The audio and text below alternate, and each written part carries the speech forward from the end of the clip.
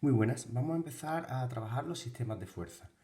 Y vamos a empezar por el plano horizontal, cuando el objeto se mueve en un plano horizontal. Tenemos dos casos, aquel en el que la fuerza aplicada es paralela al eje X y aquel en que la fuerza aplicada forma un ángulo alfa con el eje X. Empezamos por el primer caso. Bueno, tengo un objeto siempre en física es una caja y su centro de gravedad. Puede ser un atleta corriendo, puede ser un tren, puede ser una bicicleta, que yo lo voy a representar siempre como una caja con un punto en su centro de gravedad. Y sobre este objeto, que está en un plano horizontal, va a actuar una fuerza aplicada que está en paralela a dicho plano horizontal. Bueno, lo primero que tengo que ver es qué cuerpo voy a estudiar. Voy a estudiar este cuerpo, por lo tanto voy a ver las fuerzas que actúan sobre este objeto, no las que este objeto realice sobre otro objeto. Por ejemplo, el centro de la Tierra atrae a este objeto con la fuerza peso. La fuerza peso, la fuerza con la que el centro de la Tierra atrae al objeto, sí tengo que incluirla. La que no voy a incluir es la fuerza que ejerce mi objeto sobre el centro de la Tierra. Según la tercera ley de Newton, evidentemente, mi objeto también atrae al centro de la Tierra, pero yo no estoy estudiando la Tierra, estoy estudiando este objeto. Por otro lado, este objeto, por el simple hecho de estar apoyado en el suelo, en una mesa, está ejerciendo una fuerza de apoyo sobre la superficie. Bueno, pues tengo que pintar la que ejecuta la superficie sobre mi cuerpo. Según la tercera ley de Newton, mi cuerpo ejerce una fuerza sobre la superficie ejerce una fuerza de igual módulo y dirección, pero sentido contrario. La reacción a la fuerza de apoyo se llama normal. Es la fuerza normal. Bueno, el peso siempre va a ser vertical hacia abajo. Por definición, el peso es la fuerza con la que el centro de la Tierra atrae el objeto y siempre es vertical hacia abajo. La normal, sin embargo, va a ser perpendicular a la superficie de apoyo. Al ser la reacción al apoyo, siempre es perpendicular a la superficie de apoyo. Cuidado porque en este caso van a coincidir, pero no tiene por qué. Por último, la fuerza de rozamiento matemáticamente se cuenta como si se aplicara en el centro de la gravedad. Pero los físicos tienen la costumbre de dibujarla abajo para insistir en que es una fuerza de superficie. Es una fuerza que se produce entre la superficie de contacto de los cuerpos cuando uno de ellos se mueve o tiende a moverse sobre otro. Bueno, este sería mi esquema de fuerza. Ahora lo que voy a hacer es, primero, defino los ejes. Bueno, evidentemente, el eje X será el eje donde se va a producir el movimiento, el eje Y será el perpendicular. Y ahora veo en cada eje si aplico la primera o la segunda ley de Newton. En el eje Y no hay movimiento. Este cuerpo ni se está hundiendo en la superficie ni está levitando. Por lo tanto, sumatorio de fuerza en el eje Y será 0. Primera ley de Newton. ¿Qué fuerzas actúan en el eje Y? Normal más peso tiene que ser igual a 0. Fijaos, en este primer paso yo veo las fuerzas que actúan y la suma de todas las fuerzas tiene que ser 0. La fuerza normal y fuerza peso. Cuando prescindo del carácter vectorial es cuando le doy el sentido. La fuerza normal es vertical hacia arriba, será positiva. La fuerza peso es vertical hacia abajo, será negativa. Menos peso igual a 0. De aquí, la normal es igual al peso.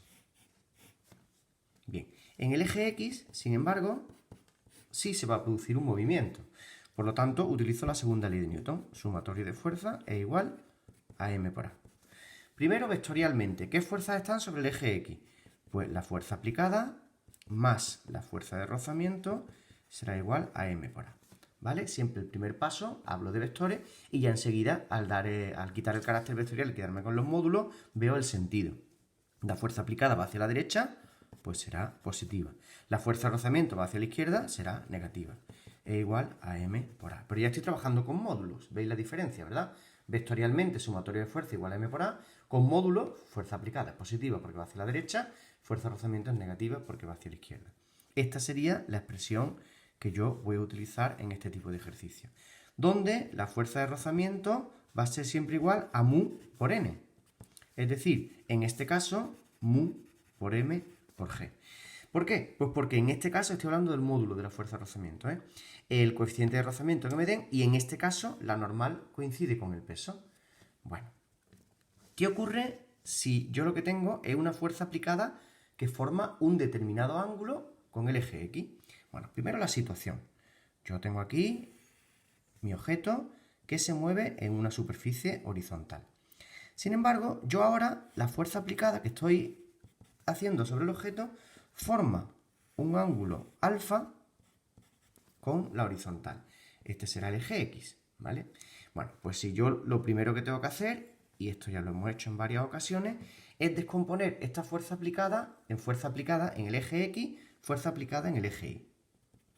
Aquí tendré la fuerza aplicada en Y y aquí tendré la fuerza aplicada en X. Veis que en los sistemas de fuerza los vectores siempre llevan flechitas. Estamos hablando de carácter vectorial. Bien, ¿qué más fuerzas actúan sobre mi cuerpo? Bueno, pues actúa el peso. El peso siempre vertical hacia abajo, la fuerza con la que el centro de la Tierra atrae a este objeto. Y actúa la normal, que es perpendicular a la superficie de apoyo, porque es la reacción al apoyo. La normal iría en este caso hacia arriba. Por último, la fuerza de rozamiento, que como siempre, como hemos dicho antes, se dibuja, aunque matemáticamente se cuenta como si estuviera en el centro de la gravedad, se dibuja en la superficie de contacto entre los dos cuerpos. ¿Qué es lo primero que tengo que hacer? Pues tirar de seno y de coseno. Si el seno de alfa es el cateto opuesto partido por la hipotenusa, en este caso el cateto opuesto a alfa es la fuerza aplicada en Y. Ya en módulo, ya no es vector, sino es el tamaño. Y la hipotenusa pues coincide con el tamaño, con el módulo de la fuerza aplicada. De aquí, la fuerza aplicada en Y será igual a la fuerza aplicada por el seno de alfa. De manera análoga, el coseno de alfa será el cateto contiguo partido por la hipotenusa. El cateto contiguo a alfa coincide con el módulo de fuerza aplicada en X partido por fuerza aplicada, que sería la hipotenusa. La fuerza aplicada en X será la fuerza aplicada por el coseno de alfa. Ya tengo las componentes de la fuerza aplicada en los dos ejes. Ahora, pues de nuevo trabajo con los ejes. En el eje Y. En el eje Y no hay movimiento. Ese cuerpo ni está flotando, ni está levitando, ni se está hundiendo. Por lo tanto, primera ley de Newton. Sumatorio de fuerza igual a cero. ¿Qué fuerzas actúan en el eje Y? Pues tengo la normal, tengo la fuerza aplicada en Y y tengo el peso. La suma vectorial de estas tres fuerzas tiene que ser igual a cero. Cuando paso a módulo le doy el sentido. La normal es hacia arriba, será positiva. Más la fuerza aplicada en Y, que también va hacia arriba, será positiva. El peso, bueno, el peso es vertical hacia abajo, por lo tanto será menos peso igual a cero. ¿Veis el cambio, no? La suma de los vectores, la suma vectorial es igual a cero, según la primera ley de Newton, y ya cuando trabajo con módulo, pues trabajo con los signos, con los sentidos, izquierda, derecha, arriba y abajo. En este caso, la normal será igual a el peso menos la fuerza aplicada en Y. Fijaos, un cambio muy significativo respecto a cuarto de la ESO, que en cuarto de la ESO la normal solía ser siempre igual al peso. Aquí no, aquí vemos que yo puedo tirar de un cuerpo paralelo al suelo o tirar del cuerpo formando un cierto ángulo y no pasa absolutamente nada. Por último, en el eje X, ¿qué es lo que ocurrirá? Pues la segunda ley de Newton, sumatorio de fuerza igual a m por a. Vectorialmente, las fuerzas en el eje X serían la fuerza aplicada en X más la fuerza de rozamiento, tiene que ser igual a m por a. Ahora, cuando voy a trabajar con los módulos, es cuando quito el carácter vectorial y tengo en cuenta el sentido. La fuerza aplicada en X va hacia la derecha, por lo tanto es positiva. Fuerza aplicada en X. Sin embargo, la fuerza de rozamiento va hacia la izquierda, es negativa. Menos fuerza de rozamiento igual a m por a. Y esta será la expresión que me permite trabajar la cinemática de este objeto. De nuevo, ¿cuánto vale la fuerza de rozamiento? Pues la fuerza de rozamiento vale mu por n. En este caso, como la normal es el peso menos la fuerza aplicada en Y, sería mu, que multiplica a peso menos fuerza aplicada en Y. Tanto la fuerza aplicada en X como la fuerza aplicada en Y ya la he calculado anteriormente. ¿Vale? Pues muchas gracias por vuestra atención.